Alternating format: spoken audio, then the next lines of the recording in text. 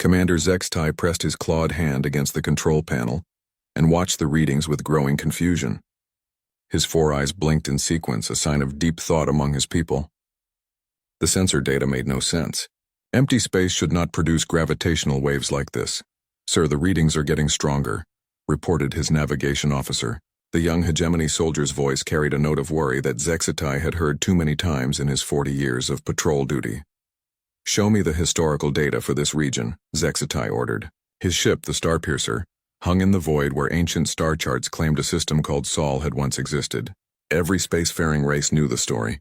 2,000 years ago, a small yellow star and its planets had simply vanished, not destroyed by war or consumed by a black hole, just gone as if they had never existed.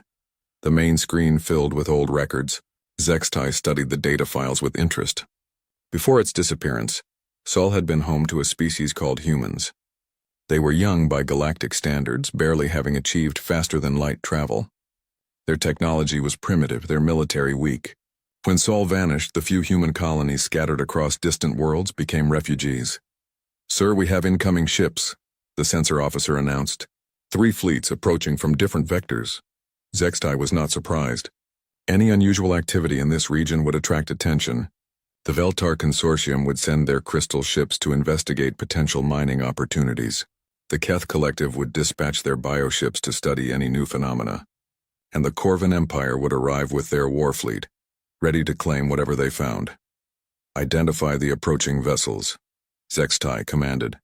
"Confirmed, sir." Veltar Crystalline Cruiser Shard of Truth, Keith Bioship Living Thought, and Corvan Battle Group led by Admiral Korth's flagship Iron Fist. Zextai nodded. The 3 most powerful forces in this region of space, all drawn by the same strange readings. This could become complicated very quickly. The Hegemony Patrol was meant to keep peace between the various species, but that became difficult when everyone wanted the same prize. The gravitational distortions grew stronger by the hour. Space itself seemed to ripple around the area where Sul had once been. Zextai had seen many strange things in his career, but nothing like this. It was as if reality was preparing to birth something new. Admiral Korth's voice crackled over the communication system first. The Corvan military leader was known for his direct approach to problems. "Hegemony vessel, this region is now under Corvan protection. Withdraw immediately." "Negative, Admiral," Zextai replied calmly. "This is neutral space. All species have equal rights to investigate." The Veltar representative spoke next, their crystal form visible on the screen. "The consortium claims salvage rights to any materials found here. Our mining technology is superior for recovery operations." The Keth bioship remained silent, but Zextai knew they were analyzing everything with their collective mind. The Keth made decisions slowly but thoroughly. When they finally acted, it was always with complete information. Hours passed as the 4 fleets maintained their positions. The gravitational readings continued to increase, and new energy patterns began appearing on the sensors. Zextai had never seen anything like them. The energy signatures were unlike any known technology or natural phenomenon. "Sir, something's happening," the sensor officer called out urgently. On the main screen, space itself began to change. The void rippled like water, creating waves of distortion that spread outward from a central point. Energy crackled along invisible lines, forming geometric patterns that hurt to look at directly. Then it began to appear. First came a star, yellow and warm, blazing into existence as if someone had turned on a cosmic light switch. The sudden radiation washed over the assembled fleets, causing sensors to scream warnings. But this was not a dangerous flare. It was simply a star returning home. Next came the planets. One by one, they materialized in their proper orbits. Rocky worlds close to the star, gas giants farther out, and in the 3rd position, a blue-green world that seemed to pulse with contained energy. But this was not the primitive Earth that had vanished 2,000 years ago. The planet's surface gleamed with structures that seemed to bend light around them. Massive constructions reached into space, their designs following principles that no known technology could explain. The planet itself radiated power on frequencies that shouldn't exist. "By the void," whispered Zextai's navigation officer. "That's not possible." Around Earth, orbital installations began appearing. Each one was larger than the biggest space stations in known space. They moved in perfect harmony, creating geometric patterns that suggested deep mathematical principles at work. Admiral Korth was the first to recover from the shock. All ships, battle stations, prepare to investigate the anomaly. Wait, Sextai transmitted to all vessels. We don't know what we're dealing with. Caution is advised, but Korth was already moving. The Corvan battle group advanced toward the mysterious planet, weapons charging and shields raised. The Admiral had built his reputation on aggressive action, and he saw no reason to change now. As the Corvan ships approached Earth, something unexpected happened. Their weapon systems simply stopped working. Not damaged or destroyed, but deactivated. The targeting computers showed error messages, the energy weapons went cold, and the missile launchers sealed themselves shut. What kind of technology can do that? Sextai muttered. The Veltar ship tried scanning the planet with their advanced crystal sensors. Every probe was politely but firmly blocked.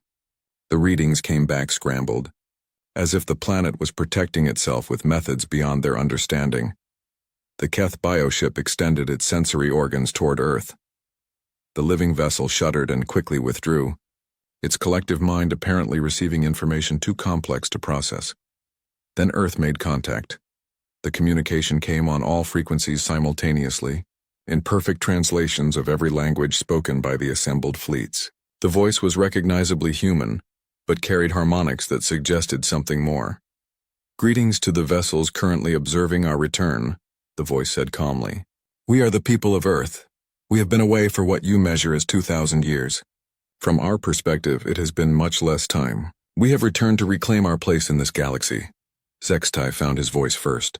"This is Commander Sextai of the Hegemony Patrol. We request permission to approach and establish diplomatic contact." "Permission granted, Commander. We remember the Hegemony as fair mediators. You may approach to a distance of 1,000,000 kilometers. Others will maintain their current positions until we have completed our initial assessment."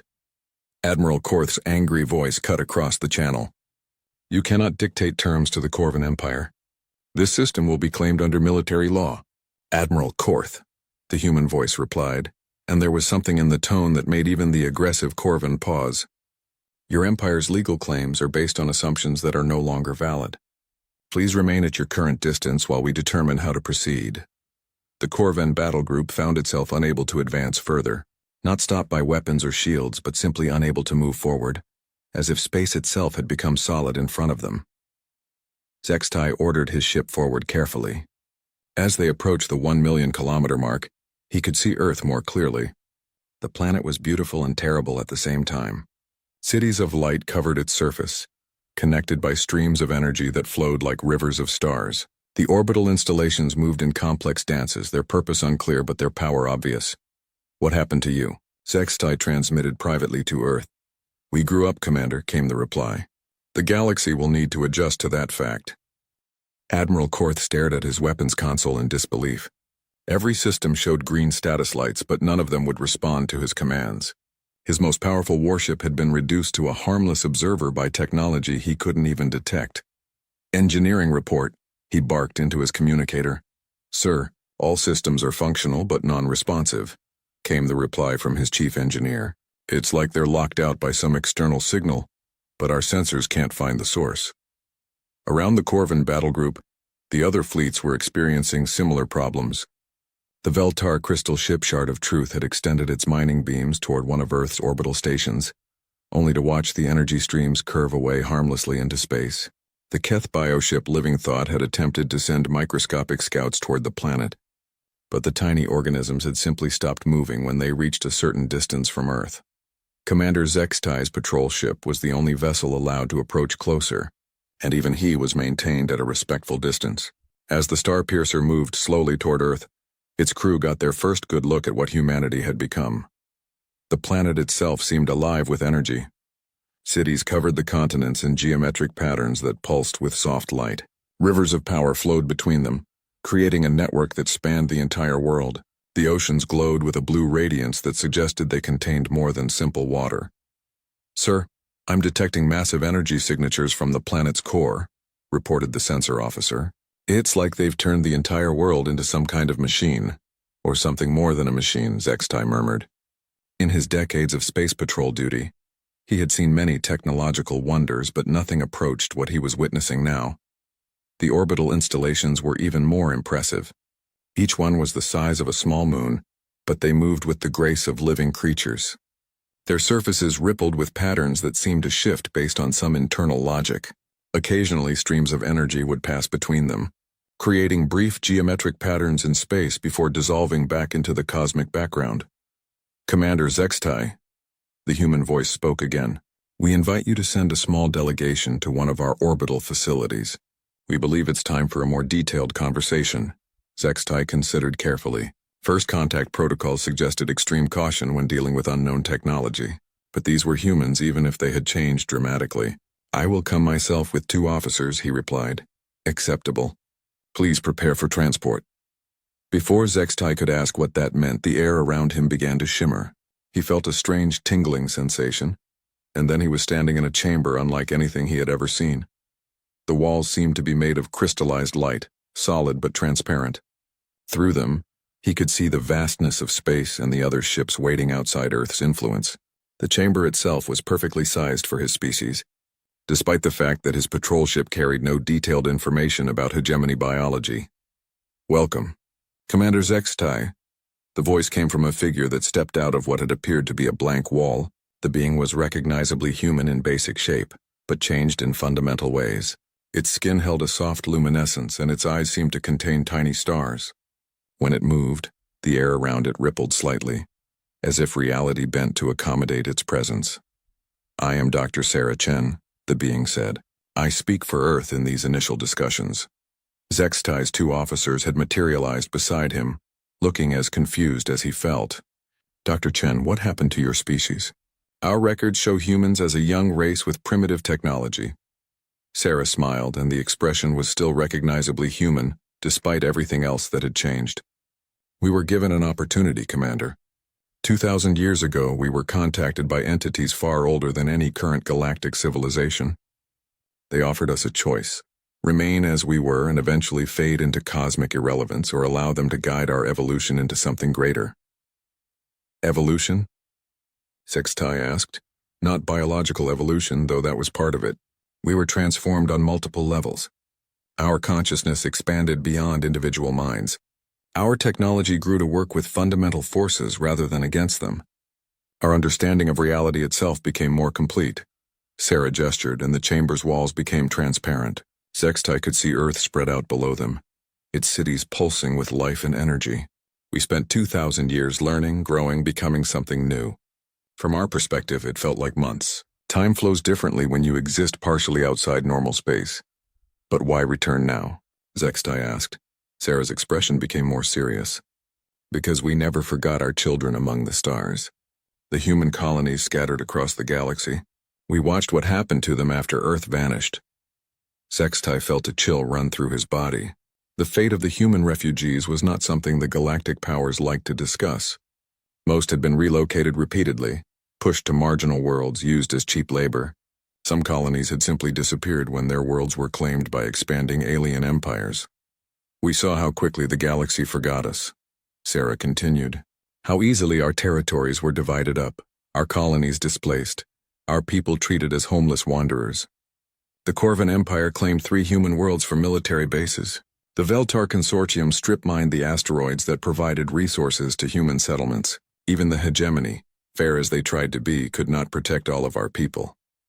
We did what we could under galactic law," Zextai said quietly. "We know," Sarah replied, her voice gentle. "That's why you're here having this conversation instead of finding your ship locked in place like the others." But galactic law was written by species who assumed humans would never be in a position to challenge it. Through the transparent walls, Zextai could see Admiral Korth's battle group. The massive Corvan warships looked like toys compared to Earth's orbital installations. "What do you intend to do?" "Change everything," Sarah said simply. "The galaxy operates on principles of scarcity and competition. Species fight over resources, territory, trade routes. They build weapons to protect what they have and take what others possess. This system created the conditions that made our people refugees in their own galaxy. And you have an alternative?" Sarah gestured again, and the chamber filled with images. Zextai saw human colonies across the galaxy, but not as he remembered them. These were thriving worlds, their inhabitants working with technology that seemed to bend reality itself. We're offering our scattered children a choice: remain as they are, or accept the same transformation we underwent. Most are choosing to ascend. Ascend to what? To something beyond the limitations that make galactic conflict inevitable. When you can reshape matter at the quantum level, resource scarcity becomes meaningless. When you can exist partially outside normal space-time, territorial boundaries lose their importance. When your consciousness can span star systems, the need for competition fades away. Zextai thought about the implications. You're talking about changing the fundamental nature of galactic civilization. Yes, Sarah confirmed. The old system served its purpose, but it's time for something better. The galaxy is about to learn that humanity's weakness was temporary. Our strength, however, is permanent. Outside the chamber, Zextai could see the other fleets still frozen in space, their most advanced weapons and sensors useless against Earth's casual defenses. He was beginning to understand that this was not just first contact with a returning species. This was the moment when the balance of galactic power shifted forever. What happens to the rest of us? He asked. Sarah's smile returned, but now it carried implications that made Zextai's skin crawl with a mixture of fear and anticipation. That depends entirely on how quickly you adapt to the new reality, Commander. The age of human refugees is over. The age of human guidance is about to begin. 3 days after first contact, representatives from every major galactic power gathered in what had once been the Sol system. The meeting took place on one of Earth's orbital platforms, in a chamber that seemed to exist in several dimensions simultaneously. The walls showed views of different parts of the galaxy, shifting to display whatever location the speakers referenced. Ambassador Velketh of the consortium sat in a chair made of crystallized time, her mineral body reflecting the chamber's strange lighting. Beside her, Supreme Collective Node Keith Prime represented the bioship civilizations, its living flesh pulsing with shared thoughts from a billion minds. Admiral Korth had been allowed to attend, but his weapons remained inactive, a fact that clearly frustrated the career military officer. Commander Zextai served as mediator, a role the hegemony had filled for centuries. But today felt different. Today they were not mediating between equals. Dr. Sarah Chen materialized in the center of the chamber, her form more solid than during their first meeting. Around her, other human figures appeared, representatives of the collective consciousness that Earth had become. "Thank you all for coming," Sarah began. "We understand the situation is unprecedented. A species presumed extinct has returned with capabilities that challenge your understanding of what's possible. We thought it best to explain what happened and what it means for the galaxy's future." Ambassador Velketh spoke first, her crystal voice ringing with harmonics. "Our mining surveys of the Sol system 2,000 years ago showed no unusual properties. How did your species achieve such rapid technological advancement?" "We didn't achieve it," Sarah replied. "We were given it, or rather we were given the opportunity to earn it. When Earth was about to face a crisis that would have destroyed our civilization, we were contacted by entities known as the Gardeners." "Gardeners?" Admiral Korth interrupted. "Never heard of them." "You wouldn't have," said another human representative, this one appearing as a figure of pure energy. "The Gardeners are older than the current galactic civilizations. They tend to species that show potential for growth beyond their current limitations." Sarah continued the explanation. "The Gardeners offered us a choice. We could remain on our current path and eventually destroy ourselves through war, environmental collapse, or resource depletion.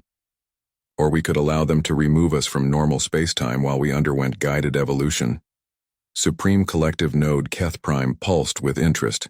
"Evolution beyond biological constraints. The Collective has long sought such advancement. What was the price of this transformation?" "Time," Sarah answered. 2,000 years in your frame of reference, though it felt much shorter to us.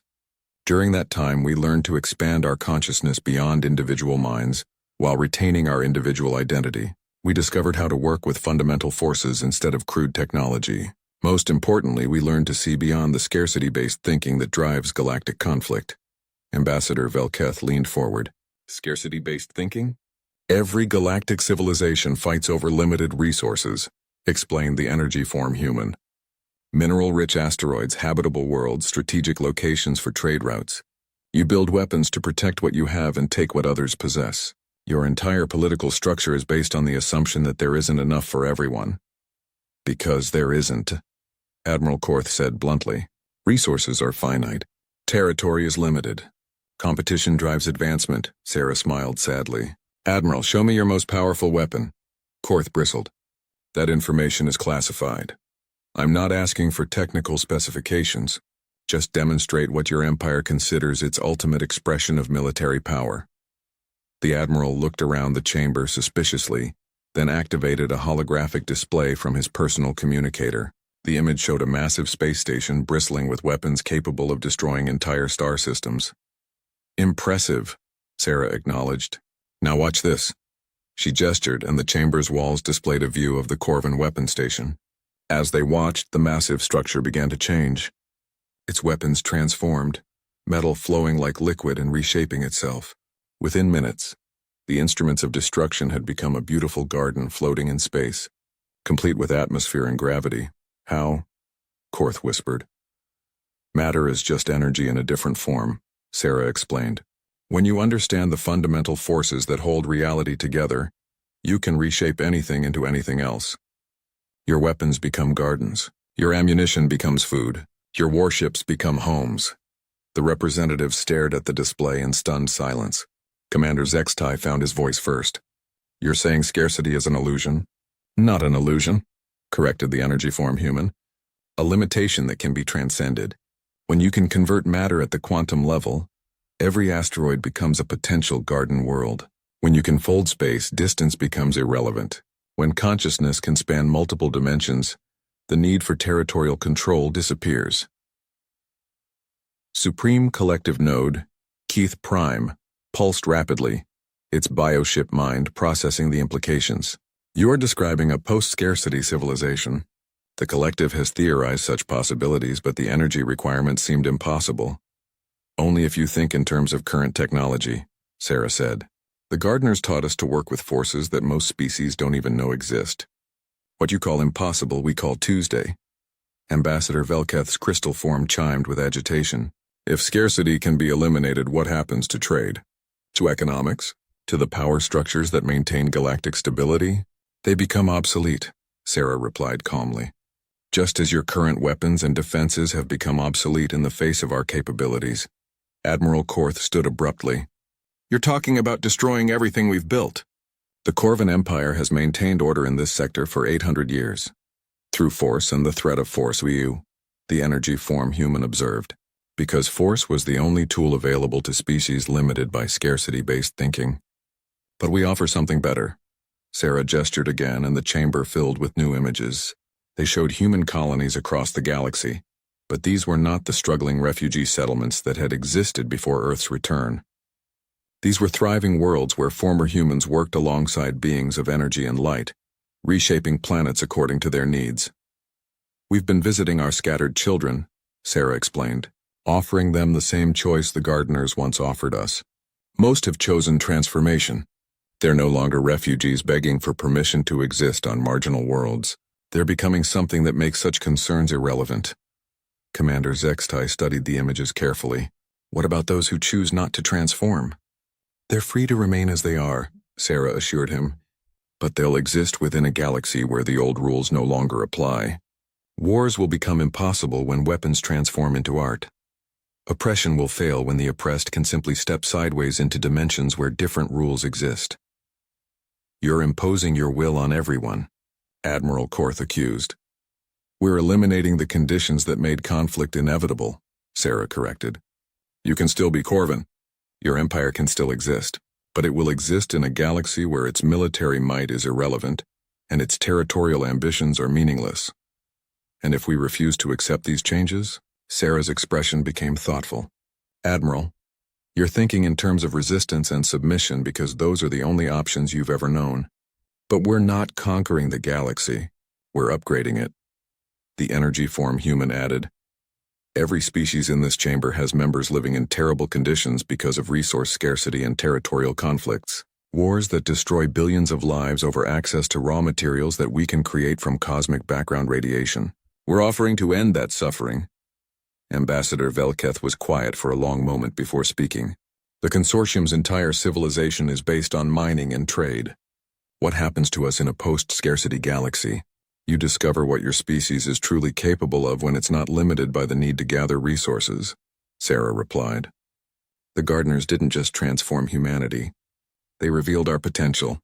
Every species has that same potential, waiting to be unlocked. Supreme Collective Node Keth Prime pulsed with what might have been excitement. The collective desires this transformation. How do we begin? By accepting that the old galaxy is ending, Sarah said. Whether that ending is traumatic or peaceful depends on how quickly everyone adapts to the new reality. She looked directly at each representative in turn. The age of scarcity is over. The age of abundance has begun. Your species can enter it willingly as partners, or you can cling to obsolete power structures until they crumble around you. But either way, the transformation will continue. Outside the chamber, Earth's orbital installations pulsed with energy, their geometry shifting in patterns that suggested vast purposes being fulfilled. The old galaxy watched nervously as humanity began to reshape reality, according to principles that made their greatest fears and highest ambitions equally irrelevant. Admiral Korth returned to his flagship with fire in his eyes and rebellion in his heart. The Corvan Empire had not dominated this sector of space for 8 centuries by accepting the dictates of others, even others with seemingly godlike powers. As his shuttle docked with the Iron Fist, he was already planning humanity's downfall. Admiral, his tactical officer reported, our weapon systems are still non-functional, but engineering has isolated the effect to our targeting computers. We might be able to bypass the lockout with manual firing systems. Do it, Korth ordered. Prepare every ship in the battle group for manual weapons control. If these humans think they can intimidate the Corvan Empire, they're about to learn otherwise. 3 hours later, Korth gave the order to attack. The massive Corvan warships moved toward Earth's orbital installations with their weapons charging through backup systems. The plan was simple. Destroy one of the platforms to prove that humanity's defenses were not perfect, then negotiate from a position of strength. The first salvo of plasma cannon fire erupted from the Corvan ships, streams of superheated gas racing toward the nearest orbital platform. The humans made no attempt to dodge or defend. The plasma beams struck their target dead center. Then something impossible happened. Where the plasma touched the orbital platform, flowers began to bloom. Massive, beautiful flowers that grew from the metal surface and spread outward in spiraling patterns. The superheated gas that should have melted through solid steel instead created a garden in space, complete with atmosphere and gravity. What in the void? Korth whispered. The transformation continued across his entire fleet. Every weapon that fired found its energy converted into something peaceful. Missile warheads became flocks of crystalline birds that sang in harmony across the vacuum. Particle beams created streams of flowing water that formed impossible sculptures in zero gravity. The more the Corvans fired, the more beautiful space became around them. Dr. Sarah Chen's voice reached them on all frequencies. Admiral Korth, your empire's definition of strength is about to change. Would you like to continue this demonstration? Korth slammed his fist on the command console. This is not possible. Energy cannot be converted so completely without massive infrastructure. You're thinking in terms of your current technology, Sarah replied calmly. We work with forces that exist beneath what you call reality. Matter and energy are suggestions, not absolute laws. Meanwhile, in another part of the galaxy, the Veltar Consortium was attempting a different approach. Ambassador Velketh had returned to the consortium's mining worlds with detailed reports about humanity's capabilities.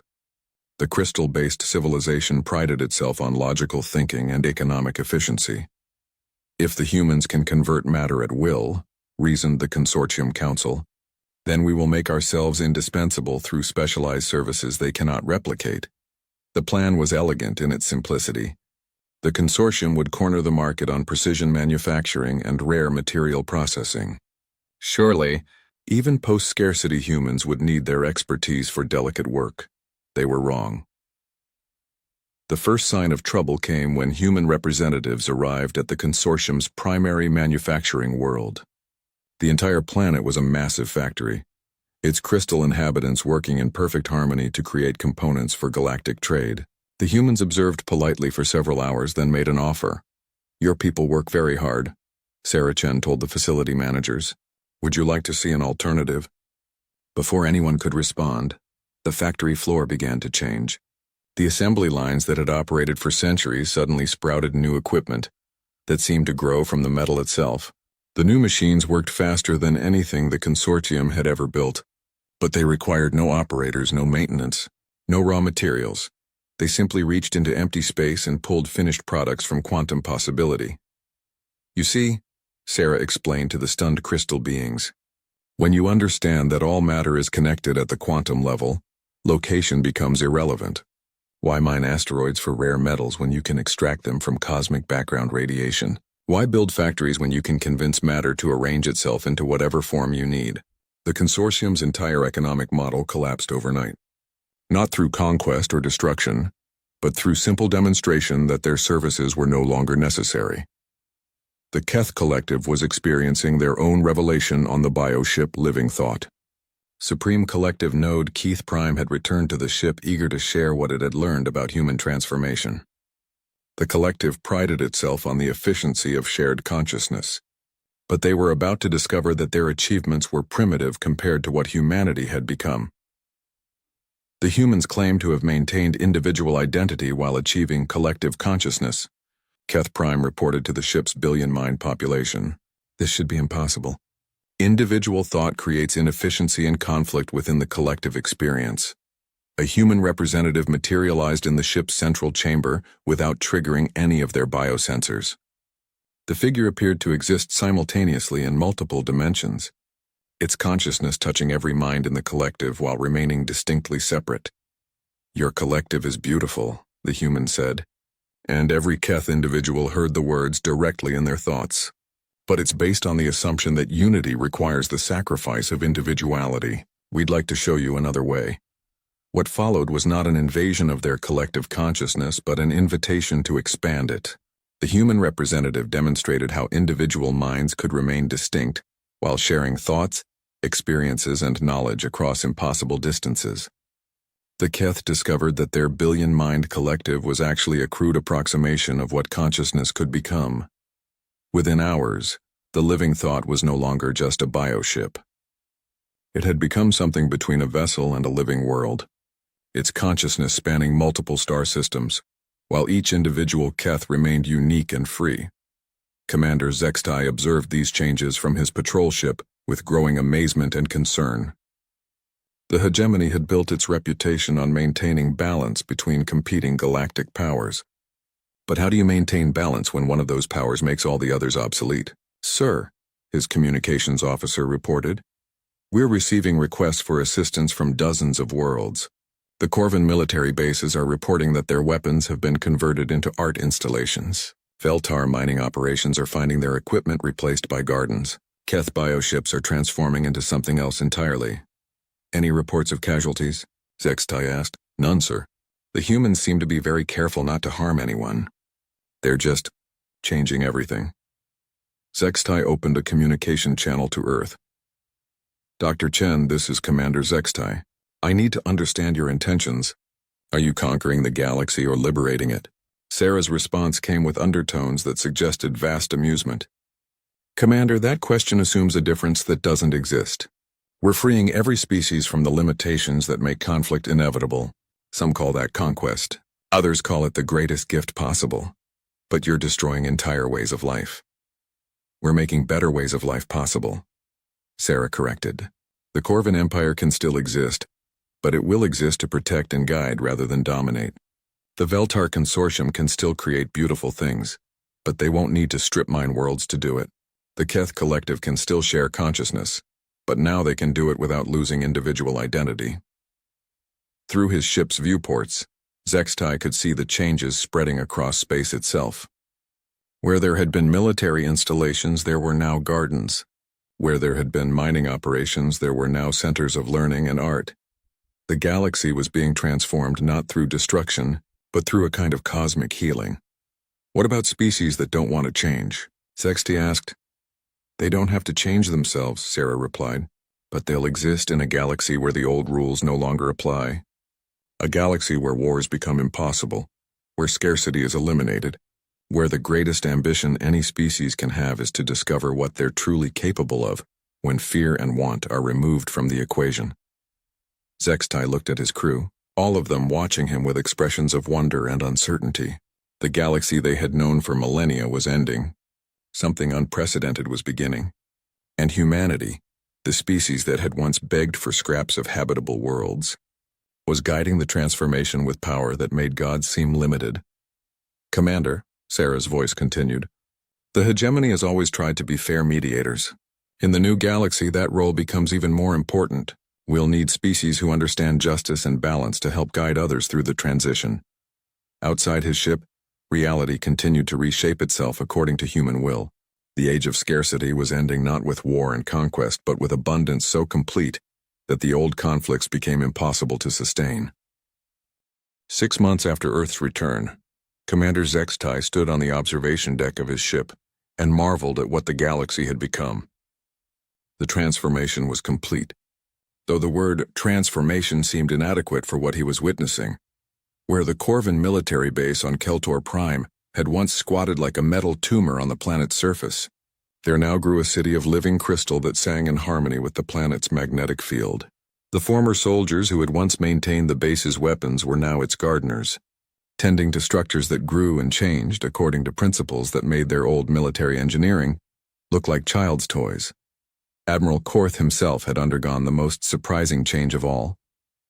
The career military officer who had once threatened to destroy Earth was now its most enthusiastic advocate. He stood beside Zextai on the observation deck, no longer wearing the harsh uniform of Corvin Military Command, but rather robes that seemed to be woven from starlight itself. "I fought the change for weeks," Korth was saying, his voice carrying a peace that Zextai had never heard from the aggressive commander. "I kept trying to find ways to restore the old order, to bring back the Empire as it was. Then I realized what I was really fighting for." "Which was?" Zextai asked. "The right to be afraid," Korth replied. "The right to compete for scraps, to threaten others to protect what little I had, to live in constant worry that someone stronger would take everything away. I was fighting for the right to be small and limited and terrified." Through the viewports they could see one of the former Veltar mining worlds. The massive strip mining operations that had scarred the planet for centuries were gone, replaced by floating gardens that hung in the atmosphere like jeweled clouds. The consortium members who had once spent their lives extracting raw materials now spent their time creating art that existed in multiple dimensions simultaneously. "The consortium resisted longer than we did," Korth continued. "They couldn't understand how their economic system could become irrelevant overnight. But when the humans showed them how to create beauty that transcended physical law, most of them forgot about profit margins pretty quickly." Zextai nodded, though part of him still struggled with the magnitude of the changes. The Hegemony Patrol had been built on the assumption that different species would always be in conflict, that someone needed to mediate disputes and maintain fragile peace. Now conflicts had become impossible not through force, but through the simple elimination of the conditions that caused them. "Sir," his communications officer called out, "we're receiving a transmission from the Keth Collective. They're requesting assistance with something they call a consciousness festival." Zextai almost smiled. The Keth had embraced their transformation with typical thoroughness. Their bioships had evolved into living worlds that existed partially outside normal space, hosting gatherings where millions of minds could share experiences while maintaining perfect individuality. The festivals were celebrations of consciousness itself, where beings from across the galaxy could temporarily join the collective experience without losing themselves in it. "Tell them we'll attend," Zextai replied. In the new galaxy, the Hegemony Patrol had found a different role. Instead of preventing conflicts, they now helped species navigate the wonderful possibilities that opened up when fear and scarcity were eliminated.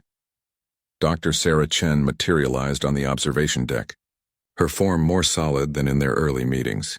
Around her, other human representatives appeared. Individuals who had chosen to maintain more traditional physical forms to serve as bridges between old and new ways of being. "Commander Zextai." "Admiral Korth," Sarah greeted them. "We wanted to thank you for your help during the transition period. The galaxy has adapted more smoothly than we dared hope." "Some species adapted," Zextai corrected. "Others are still struggling with the changes." Sarah nodded. "The Vrex Confederacy is having the most difficulty. Their entire culture was built around military conquest and territorial expansion. When conquest became impossible, they didn't know what to do with themselves. Are they dangerous? Korth asked, his old military instinct surfacing. Not dangerous, Sarah replied. Just lost. They keep trying to declare war on empty space, sending fleets to claim uninhabited systems that no one else wants. We've been converting their weapons into exploration equipment, hoping they'll discover that the universe is far more interesting than they realized. Through the ship's communication system, they could hear reports from across the galaxy. Former war zones had become centers of learning where species shared knowledge that had been closely guarded secrets for millennia. Trade routes had evolved into cultural exchange networks, where ideas were more valuable than any physical commodity. Border disputes had vanished when the concept of exclusive territory became meaningless. What about Earth itself? Zextai asked. What happens to your homeworld now that the transformation is complete? Sarah gestured toward the nearest viewport, and suddenly they could see Earth despite being light years away. The planet hung in space like a blue-green jewel, but it was more than a world now. It existed simultaneously in multiple dimensions, its cities and orbital installations serving as anchors for a network that spanned the entire galaxy. Earth has become what we always intended it to be, Sarah explained. Not just humanity's home, but the galaxy's heart. A place where all species can come to discover what they're truly capable of when limitations are removed. Admiral Korth pointed to streams of energy that flowed between Earth and distant star systems. What are those connections? Consciousness highways. Another human representative explained, appearing as a figure of crystallized time. Species that choose transformation can maintain individual bodies while allowing their awareness to span multiple worlds. The barriers between self and other become permeable without being destroyed. Zextai watched the energy streams pulse with thoughts and dreams from billions of minds across the galaxy, and those who choose not to transform. They live better lives than they ever imagined possible, Sarah said simply.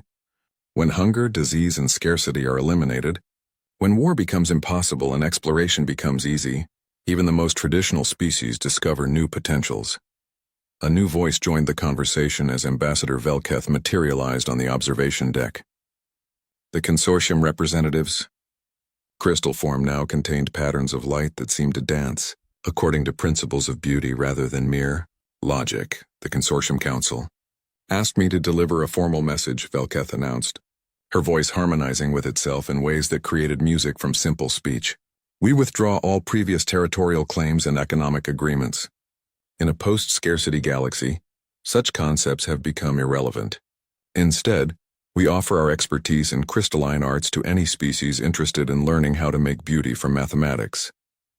Similar messages had been arriving from across the galaxy for months, species after species formally abandoning the old ways and embracing possibilities they had never imagined. The transformation was not being imposed from above but chosen freely by civilizations that suddenly had the option to be more than they had ever been.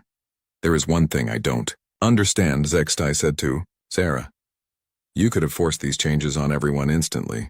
Your power clearly allows it. Why did you choose the gradual approach? Sarah smiled, and for a moment her transcendent nature was replaced by something recognizably human.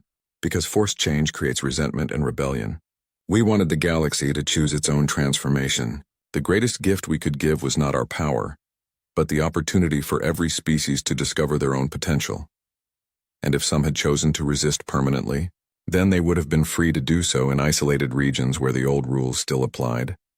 But it turns out that when you show people a better way to live, most of them choose it eventually.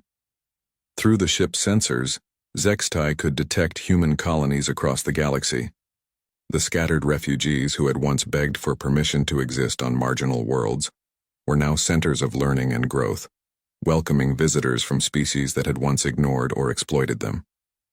The circle was complete, but it was a circle of uplift rather than revenge. Supreme Collective Node. Keth Prime manifested in the chamber, its bioship form now existing in several dimensions simultaneously. The collective wishes to express gratitude for the expansion of consciousness you have made possible. We have discovered that individual identity strengthens, rather than weakens collective experience. And we've learned that collective consciousness can enhance individual creativity, rather than destroying it, Sarah replied. Every species teaches us something new about what consciousness can become. As the various representatives conversed, Zextai realized that he was witnessing the birth of something unprecedented in galactic history.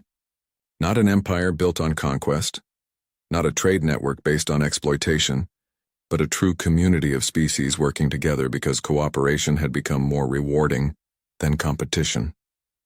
Outside the ship, reality continued to reshape itself in response to collective will and individual dreams. Stars burned brighter, their energy directed toward creation rather than mere illumination.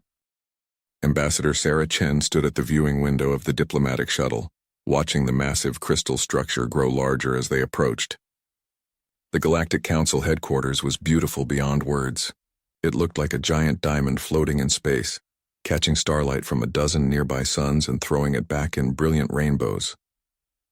"First time seeing it never gets old," said Captain Torres from behind her. "Hard to believe we're actually going to be part of this."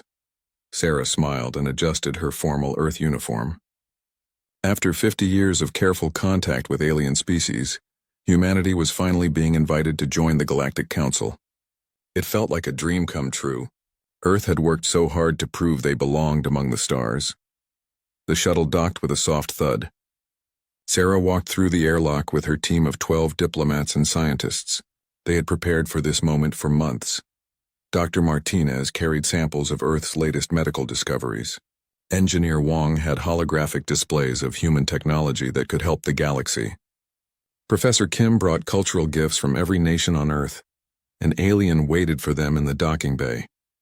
It was tall and thin with blue skin that seemed to glow softly. Sarah recognized the species immediately from her studies. "Welcome, humans of Earth," the alien said in perfect English. "I am Veltar of the Zephyrian people. The Council is eager to meet with you." Sarah had met Veltar many times before during the long process of building trust between Earth and the galaxy. The Zephyrians could read minds, which had made early contact difficult.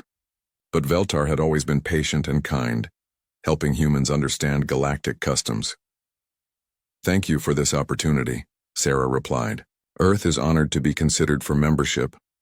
They walked through corridors made of the same crystal material as the outside.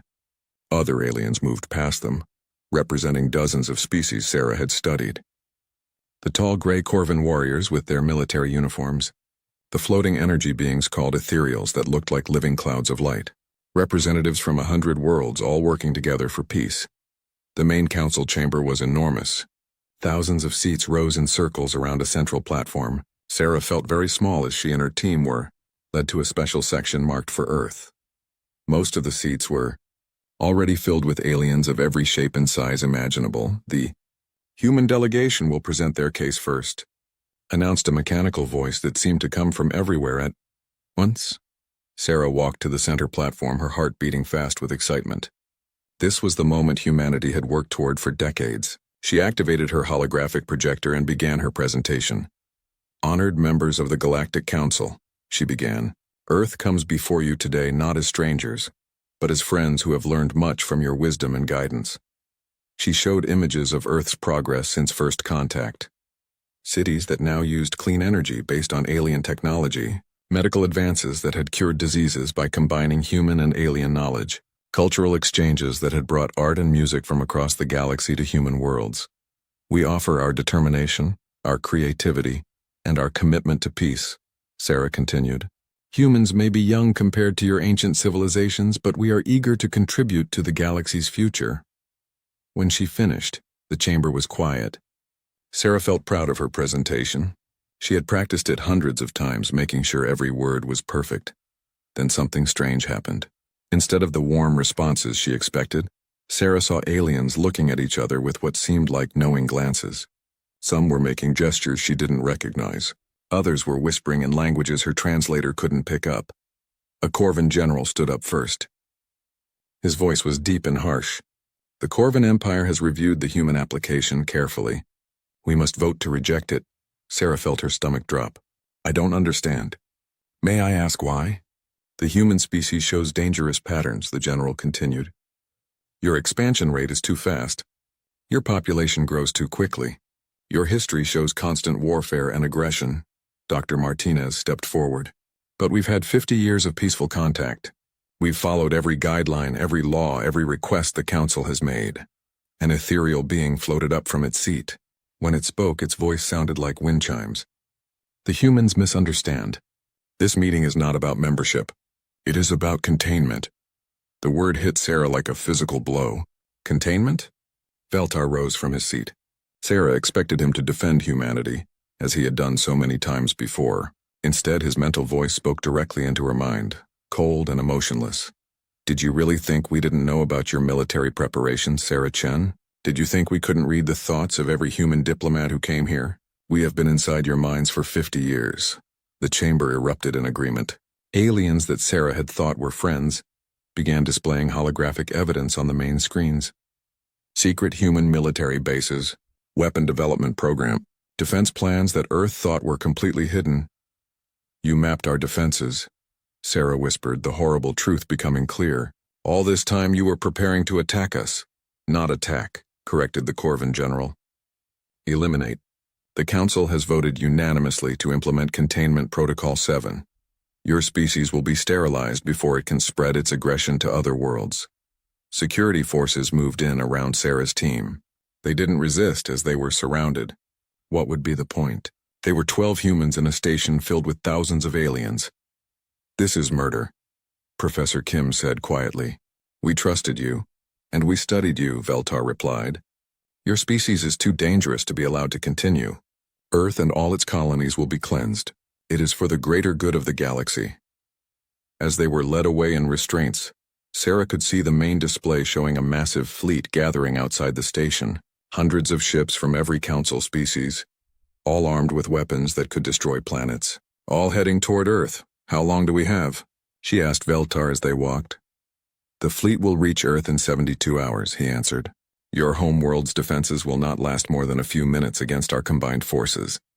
Sarah was pushed into a holding cell with the rest of her team. Through the transparent wall, she could watch as ship after ship jumped to hyperspace. Each one carried enough firepower to glass a continent. Dr. Martinez was crying silently. Engineer Wang sat staring at nothing. Professor Kim was holding the cultural gifts they had brought, now meaningless symbols of humanity's naive trust. We have to warn them, Sarah said. We have to find a way to get a message to Earth. With what? Captain Torres asked bitterly. They've blocked all our communications. Earth won't even know what's coming until the bombs start falling.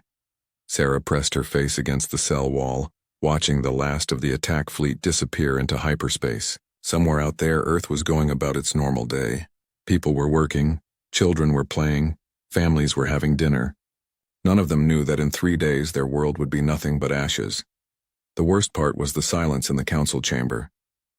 After 50 years of building relationships, of proving humanity's worth, of believing in a peaceful future among the stars, it all meant nothing. The galaxy had judged them, found them wanting, and decided they didn't deserve to exist. Sarah closed her eyes and tried not to think about her daughter back on Earth. She tried not to think about the 12 billion people who trusted their leaders to keep them safe. She tried not to think about how completely humanity had been betrayed by those they had called friends. But one thought kept coming back, no matter how hard she tried to push it away. If the galaxy thought humans were dangerous now, they had no idea what humanity was truly capable of when fighting for survival. The attack on Earth began at exactly 14:32 Universal Standard Time. Admiral Rebecca Hayes was in her office at Luna Command when the first warnings came through. Sensors across the solar system screamed alerts as massive energy signatures dropped out of hyperspace beyond Pluto's orbit. Ma'am, we're reading over 300 alien vessels, reported Lieutenant Commander Park from the sensor station. They're advancing on Earth in attack formation. Rebecca's blood turned cold. After 50 years of peace, this made no sense. Try to contact Ambassador Chen's delegation. Find out what's happening. No response from the diplomatic mission, Admiral. All communication with the Galactic Council has been cut. The main display showed the alien fleet spreading out like a closing fist around Earth's solar system. Ships from every Council species moved with perfect coordination. This wasn't some accident or misunderstanding. This was planned extermination. Sound General Quarters, Rebecca ordered. Activate all planetary defense systems. Get me Admiral Morrison at Mars Defense Command. Earth's defenses had seemed impressive that morning. Orbital platforms armed with nuclear missiles. Squadrons of fighters stationed around every major world. Energy shields protecting the most important cities. Humanity had built these weapons carefully over decades, using technology learned from their alien friends. Now Rebecca realized how foolish they had been. The Council knew about every gun, every ship, every defensive position. They had helped humans build these weapons. They knew exactly how to destroy them. The alien fleet didn't even slow down as it passed through the outer system. Earth's most advanced warships, the pride of human engineering, attacked with everything they had. Fusion torpedoes and particle beams struck alien hulls and did nothing. The enemy ships didn't even bother to return fire. "Admiral," Park called out, his voice shaking. "They're jamming everything. All communications, all sensors, all computer networks. We're blind." Then the electromagnetic pulse hit. Every screen in Luna Command went dark. Emergency lighting flickered on as backup systems struggled to function. Through the window, Rebecca could see Earth below, and one by one, the lights of human civilization were going out. New York went dark first, then London, then Tokyo. Across the planet, cities that had shone for centuries suddenly disappeared into blackness as their power grids failed. 12 billion people were suddenly cut off from the technology that kept them alive. "Manual systems only," Rebecca ordered. "Use the emergency radios. Try to coordinate with whatever defense forces are still functioning." But there was nothing to coordinate. Earth's mighty fleet was drifting helplessly in space, their crews trapped in dead ships. The orbital defense platforms had become floating junk. Even the ground-based weapons couldn't function without their targeting computers. The bombardment began 10 minutes later. Rebecca watched through binoculars as streaks of light fell from space like deadly rain. Where each beam touched Earth's surface, a new sun bloomed for a moment before fading to leave only glowing craters. Manhattan vanished in a flash of white light. The ruins of London were turned to glass. Neo-Singapore, the crown jewel of Earth's Pacific cities, simply stopped existing. 50 million people died in the first minute. "We need to evacuate," Park said. "Luna Base is defenseless." "No," Rebecca replied quietly. "We stay and do our job. Someone needs to witness this. Someone needs to record what they're doing to us." The slaughter continued for hours. Every major city on Earth was systematically destroyed. The aliens worked with calm efficiency, taking time to target refugee centers and underground shelters. They weren't just destroying human infrastructure. They were hunting down every last human life they could find. Reports came in from the colonies through emergency channels that somehow still worked. Kepler 4m42b had been hit first, its atmosphere stripped away by weapons that turned air into plasma. 3 million colonists died screaming as their world became uninhabitable in minutes. Proxima Centauri b was next. The aliens didn't bother with precision strikes. They simply cracked the planet open like an egg, letting molten rock spray into space. "Another 5 million humans gone. Why?" Park whispered, tears streaming down his face. "Why are they doing this?" Rebecca had no answer. The aliens she had met at diplomatic functions had seemed civilized, even kind. Ambassador Chen had always spoken highly of them. How had 50 years of friendship turned into this nightmare? The worst part was the broadcasts. As Earth burned, the aliens transmitted their actions across the galaxy. Rebecca could pick up some of the signals with Luna Base's emergency equipment. The Council was showing other species what happened to civilizations that were judged to be too aggressive. Earth was being used as an example. By the end of the first day, 9 billion humans were dead. The survivors huddled in deep caves and underground cities, but even there they weren't safe. The aliens had weapons that could burn through miles of rock to find any hidden settlements. "Admiral," Park said suddenly, "I'm picking up a transmission. It's on an old military frequency." The voice that came through the static was calm and steady, despite everything that was happening. "This is Admiral Marcus Reeves broadcasting from Titan Base.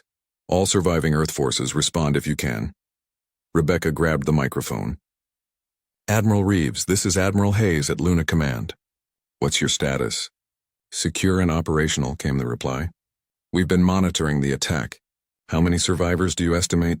Rebecca looked at the reports scattered across her desk. Each one told the same story of death and destruction. Maybe 3 billion left alive, scattered across dozens of worlds. Earth itself is... She couldn't finish the sentence. "I understand," Reeves said quietly. "Admiral Hayes, I need you to begin evacuation procedures for all surviving military personnel.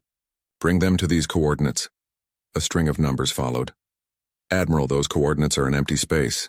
There's nothing there. Just follow my orders, Rebecca, and tell everyone you contact the same thing. It's time for humanity to stop playing by the galaxy's rules. Something in his voice made Rebecca pause. She had known Marcus Reeves for 20 years. He had always been the most careful, methodical officer in the fleet. But now he sounded different, harder, like something had broken inside him and reformed into something new. Marcus, what are you planning? What I've been planning for 30 years, he replied. What every human commander should have been planning since the day we met our first alien. The galaxy thinks they know what humans are capable of when we're trying to be civilized. It's time to show them what we're capable of when we're trying to survive. The transmission cut off, leaving Rebecca staring at coordinates that led to what her instruments said was empty space. Around her, Luna Base shook as alien ships moved closer to finish off the last human strongholds. She looked down at Earth one more time. The planet that had given birth to humanity was now a blackened ruin wrapped in clouds of radioactive dust. Most of the cities were gone. Most of the people were dead. Most of the dreams humanity had carried to the stars had died with them, but not all. Pack everything, she told her remaining crew. We're leaving. Where are we going? Park asked. Rebecca smiled for the first time since the attack began. It wasn't a pleasant smile. We're going to find out what the galaxy has awakened. As Luna Command powered down its last systems and prepared for evacuation, alien ships continued their methodical destruction of human civilization. They worked with the satisfaction of a job well done, believing they had solved the human problem once and for all. They had no idea that the real human response hadn't even begun. The coordinates Admiral Reeves had given led to what looked like empty space in the Kuiper Belt. Admiral Hayes piloted her evacuation ship through the void, following signals that her instruments couldn't detect. Her crew of 40 survivors sat in silence, still trying to process what had happened to their world. Ma'am, reported Ensign Davis from the sensor station, I'm not reading anything out here except some asteroids and ice chunks. Keep following the beacon, Rebecca ordered. She had known Marcus Reeves since the academy. If he said there was something here, there was something here. Then space itself seemed to ripple and a massive structure appeared around them. It wasn't a space station or a ship. It was something else entirely. A hidden city built inside a hollowed-out asteroid, completely invisible to any scanning technology the galaxy possessed. Welcome to Titan Base, came Reeves's voice over the comm. Population as of yesterday, 50,000. Population as of today, 200,000 and growing. Rebecca's ship was guided through an opening that sealed behind them. Inside, she found herself in a vast cavern filled with military equipment unlike anything she had ever seen. Ships that looked like human designs but moved wrong, as if they bent space around them, weapons that her eyes couldn't quite focus on. Soldiers wearing armor that seemed to absorb light. Marcus Reeves met her at the airlock. He looked older than she remembered, with gray hair and lines around his eyes. But there was something else different about him. A hardness that hadn't been there before. How long has this place existed? Rebecca asked as they walked through corridors carved from solid rock. 30 years, Marcus replied. Ever since the first alien contact team returned to Earth with their glowing reports about how peaceful and wonderful our new galactic neighbors were. They entered a command center that buzzed with activity. Hundreds of people worked at stations that seemed to blend human and alien technology in ways that shouldn't have been possible. The main display showed a map of the galaxy with thousands of blinking lights. You never trusted them, Rebecca realized. I trusted them to be exactly what every species becomes when it gets enough power, Marcus said, self-interested and willing to do anything to protect that interest. The question was never if they would betray us. The question was when. He gestured to the display. While Earth's diplomats were making friends and sharing technology, I was building insurance. Deep space facilities in places no alien had ever bothered to look. Research stations in dark nebulae.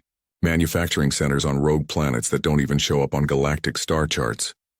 Rebecca stared at the map. Each light represented a hidden human facility. There were thousands of them scattered across the galaxy like seeds waiting to sprout. You've been preparing for war this whole time.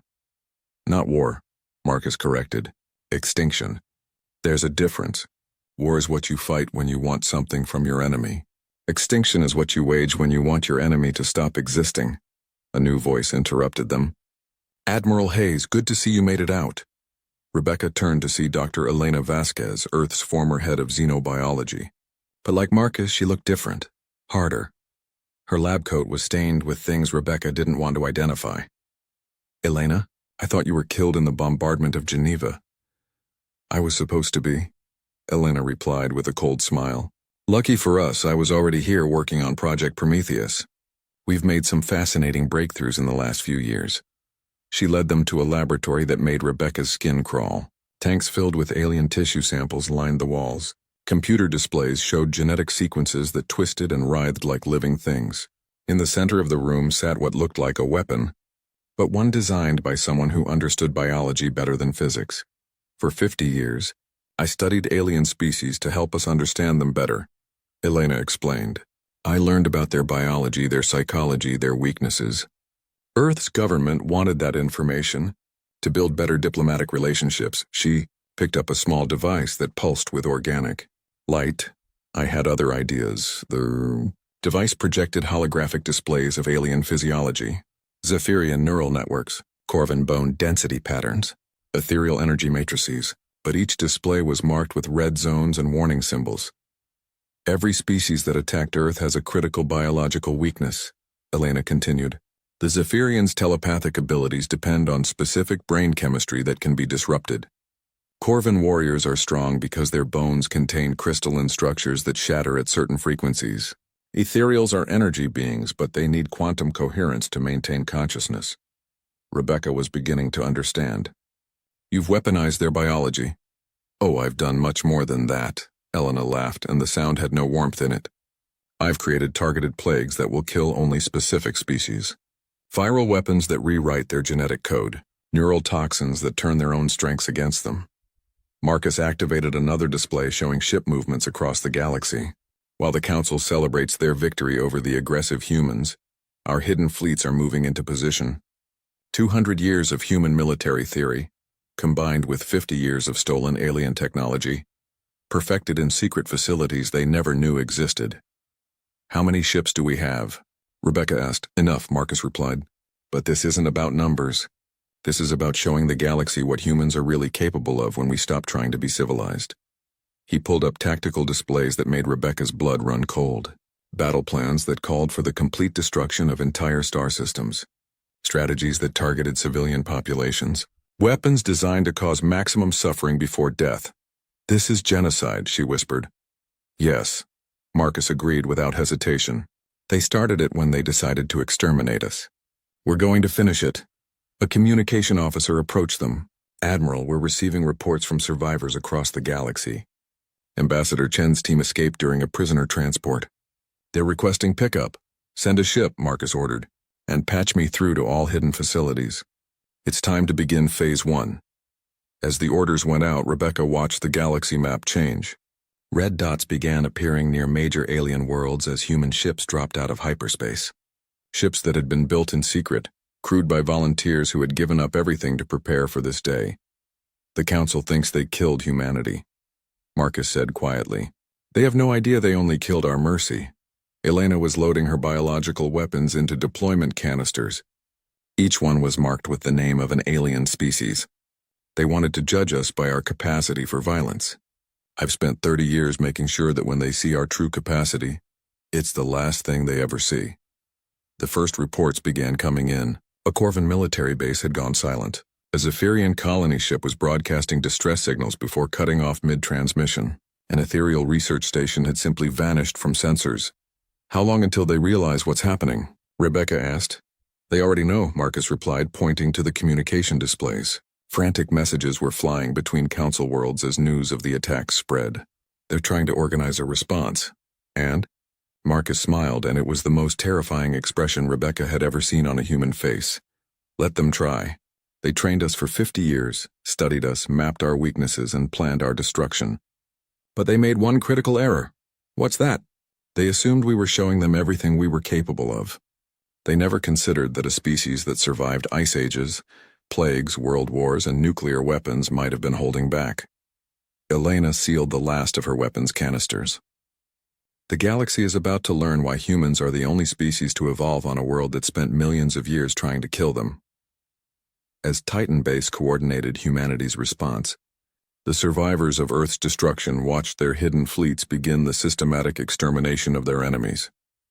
They felt no joy, no satisfaction, only the cold determination of a species that had been pushed past its breaking point. The galaxy had wanted to see human aggression. Now they would see what real human aggression looked like when it had nothing left to lose. The Corvan Empire fell first. General Thrak was reviewing victory reports from the Earth campaign when his flagship's alarms began screaming.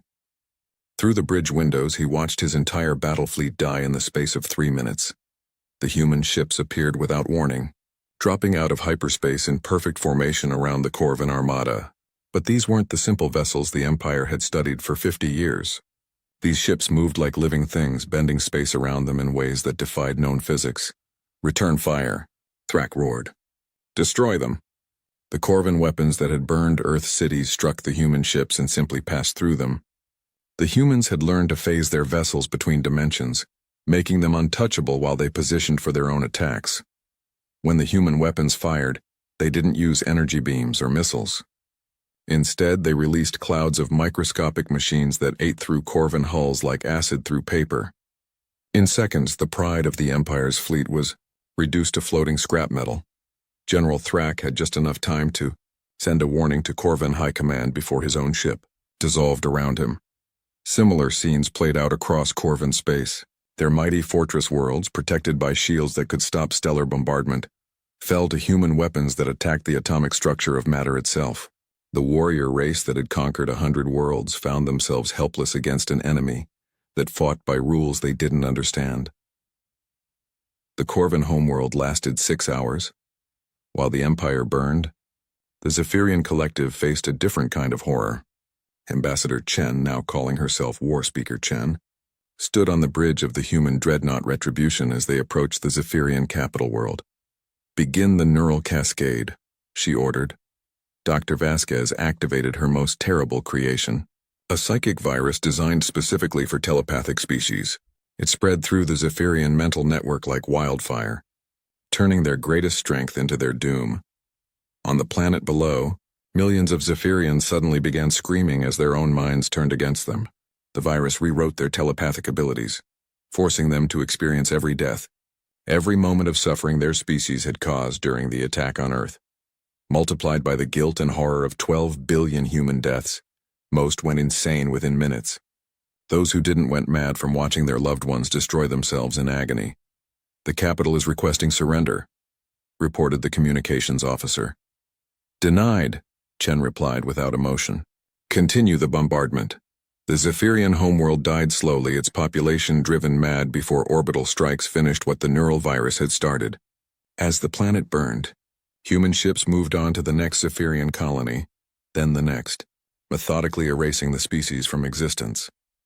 The Ethereal Collective thought their energy-based nature would protect them. They were wrong. The ancient beings had existed for millions of years as pure consciousness inhabiting quantum computer networks. They believed themselves beyond physical harm, untouchable by the crude weapons of younger species. Dr. Vasquez had studied their nature for decades, learning how they maintained coherence across vast distances. Her solution was elegant in its simplicity: quantum viruses that ate the mathematical foundations of their existence. The first ethereal research station simply ceased to exist. Its inhabitants scattered into random energy that dissipated into space. The virus spread through their network faster than they could isolate it, unmaking millennia-old consciousnesses in moments. The ethereals tried to cut themselves off from their quantum network, but isolation meant death for beings made of pure thought. They had to choose between madness and extinction. Most chose extinction. As the major council species fell, the smaller civilizations faced humanity's ultimatum. Admiral Reeves broadcast it personally from Titan Base, his image appearing on every screen in galactic civilization. "People of the galaxy," he began, his voice calm and reasonable despite the destruction occurring around him. "The Galactic Council made a decision 50 years ago to study humanity as a potential threat. Today they acted on that assessment by attempting to exterminate our species." Behind him, displays showed the systematic destruction of Council worlds, cities burning, fleets dissolving, entire populations screaming as biological weapons rewrote their genetics. They were correct in their assessment. Humans are a threat. We are a threat to any species that believes genocide is an acceptable solution to political problems. The display changed to show human fleets spreading across the galaxy like a plague, each one carrying weapons that defied conventional understanding. However, we are not unreasonable. Species that played no part in the attack on Earth will be given a choice: submit to human authority and live under our protection, or face the same fate as those who tried to destroy us. On the bridge of the Retribution, Chen watched as alien governments across the galaxy struggled to respond. Some tried to fight, sending fleets to protect Council worlds. Those fleets simply vanished when they encountered human ships. Others tried to negotiate, offering tribute and alliance. These requests were forwarded to Admiral Reeves, who accepted or rejected them based on criteria only he understood. Most chose immediate surrender. The hegemony of Tal, proud conquerors of 3-star systems, lasted 18 days against human assault. Their homeworld's final transmission was a recording of their planetary council committing ritual suicide rather than face capture. The crystalline orthodoxy tried to hide in their mobile space cities, fleeing to the empty regions between galaxies. Human ships followed them through dimensions the aliens didn't know existed, hunting them down one by one until only wreckage marked their passing. The symbiotic Commonwealth attempted to adapt their biological weapons to fight humans. They discovered that Dr. Vasquez had already created countermeasures for every weapon they could conceive, plus several they couldn't. Within 6 months, 17 species had been completely exterminated. Not defeated, not conquered, but erased from the universe as if they had never existed. Their worlds were empty, their cultures deleted, their genetic templates stored in human archives as trophies. The galaxy that had once buzzed with the activity of hundreds of civilizations became eerily quiet. Whole sectors of space went dark as human fleets methodically eliminated anything that might pose a future threat. Status report, Shen requested as the Retribution entered orbit around what had once been the Corvin homeworld. All primary targets eliminated, reported the tactical officer. 17 species extinct, 34 have surrendered unconditionally, 12 have fled to other galaxies. And the 12 that fled? Pursuit fleets have been dispatched. Admiral Reeves estimates complete elimination within 2 years. Chen nodded and looked down at the dead world below. Once, millions of Corvin warriors had lived there, proud of their strength and military tradition. Now it was just another cemetery marking humanity's path through the galaxy. Begin terraforming operations, she ordered. This world will make a good human colony. As the Retribution moved on to its next target, automated systems began the process of making the dead world suitable for human life. It was a process that would be repeated thousands of times as humanity claimed the bones of its enemies. The galaxy had judged humans to be too aggressive for civilized space. Humanity had accepted that judgment and decided that if they couldn't be civilized, they would be the only ones left alive. In the depths of space, Admiral Reeves watched the progress reports with satisfaction. The Council had wanted to see what humans were capable of when threatened with extinction. Soon, they would be the only ones left to remember the answer. 2 years after the attack on Earth, the galaxy belonged to humanity. Ambassador Chen, now calling herself Empress Chen, stood alone in the vast council chamber that had once housed representatives from hundreds of worlds. The crystal seats that had been filled with alien dignitaries were now empty monuments to civilizations that no longer existed. She wore a simple black uniform with no decorations, except a small pin made from Earth's ashes. Behind her, holographic displays showed the extent of human expansion. Over 10,000 worlds now flew the banner of the human empire. Computer, begin recording, she said quietly. Recording initiated. Empress! Chen walked to the center of the chamber where she had once stood as a hopeful diplomat. The irony wasn't lost on her. She had come here 2 years ago believing in peaceful coexistence. Now she ruled an empire built on the bones of those who had betrayed that belief. My name is Sarah Chen, she began, her voice echoing in the empty chamber. I was Earth's ambassador to the Galactic Council. I am now the last person to hold that title, because there is no longer a Galactic Council to serve. She gestured to the empty seats around her. The species that once filled this chamber made a decision 50 years ago. They decided to study humanity not as potential friends, but as a threat to be eliminated. They spent decades learning our weaknesses, mapping our defenses, and planning our destruction. The display behind her showed images from the attack on Earth.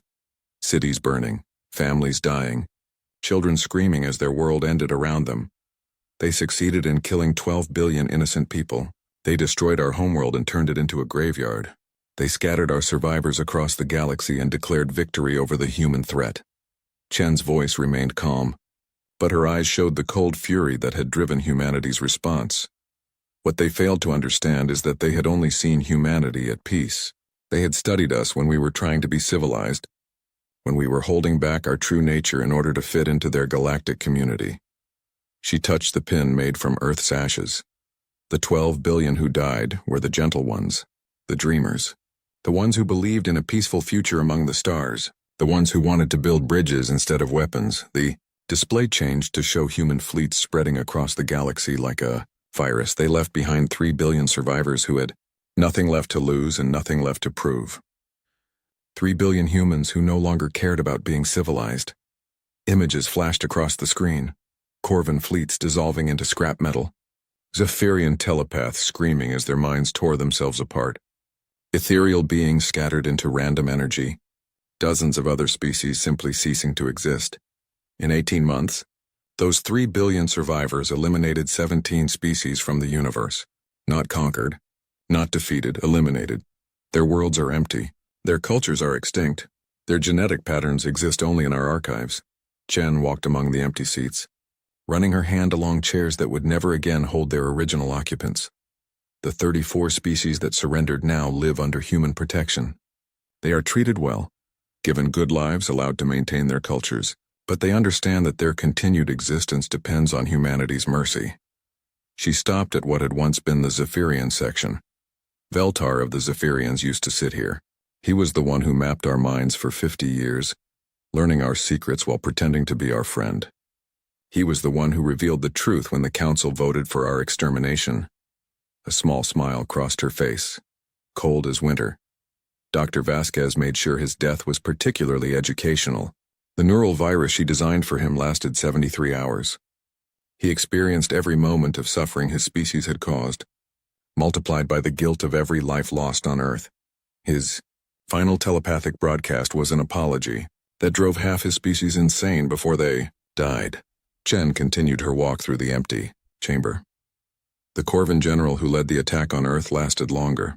General Thrak was a warrior, proud of his strength and military tradition. Admiral Reeves made sure he watched his entire civilization fall before allowing him to die. Every fleet destroyed, every world conquered, every warrior broken. It took 6 months. She reached the section where the ethereal representatives had once floated. The ethereals thought their energy-based nature made them immortal. They learned differently. Quantum viruses designed by humanity's brightest minds unraveled their consciousness bit by bit. Beings that had existed for millions of years simply stopped being, as if they had never existed at all. The display showed the current state of the galaxy. Vast regions of empty space where entire civilizations had once thrived, now marked only by automated beacons warning travelers that these worlds belong to humanity. The galaxy is quiet now, Chen continued. For the first time in millions of years, there is no war between species. No territorial disputes, no trade conflicts, no diplomatic crises. She gestured to the vast emptiness around her. This is because there is only one species left that matters. The rest either serve us or exist only in our historical records. Chen activated a new display showing human colonies spreading across the former territories of extinct species. Humanity has learned to terraform dead worlds in weeks instead of decades. We have technologies that were impossible under galactic law, weapons that violate every treaty ever signed, expansion rates that would have horrified the old council. She returned to the center of the chamber, but most importantly, we have learned never to trust anyone else with our survival. Every human world is a fortress. Every human ship is a weapon of mass destruction. Every human citizen is trained in warfare from birth. The display showed massive military installations being built on thousands of worlds, each one capable of sterilizing entire star systems. The species that survive under our protection often ask why we continue building weapons when we have already won. They don't understand that victory isn't permanent. Somewhere in this galaxy or another, there might be a species powerful enough to threaten humanity. Chen's voice grew harder. When we find them, we will not repeat the mistakes of our ancestors. We will not try to make friends. We will not trust in peaceful coexistence. We will not assume that other species share our values. She looked directly into the recording device. We will eliminate them before they can eliminate us. The recording continued as Chen walked to a wall display, showing the memorial built where Earth's moon had once orbited. Carved in letters a kilometer tall were the words, "Here lies humanity's mercy. Died with 12 billion humans, never to be resurrected. The galaxy called us aggressive," she said quietly. "They called us dangerous. They called us a threat to galactic peace. They were right about everything except one detail." She turned back to face the empty chamber. They thought those were weaknesses. Chen walked toward the exit of the council chamber, her footsteps echoing in the vast empty space. "This message will be broadcast to every world in our empire and beyond. Let any species that might be watching from distant galaxies understand what they are seeing. This is what happens when you try to genocide humanity." She paused at the doorway and looked back one final time at the graves of galactic civilization. "We are no longer the species that dreamed of peace among the stars. We are the species that turned an entire galaxy into a cemetery because someone tried to add us to it." The recording ended, leaving only silence in the chamber where the dreams of 1,000 species had once lived. Outside, human ships continued their expansion into neighboring galaxies, carrying weapons that could unmake reality itself, and the cold determination of a species that had learned the galaxy's most important lesson. In the end, there is only room for one apex predator, and humanity had claimed that position forever.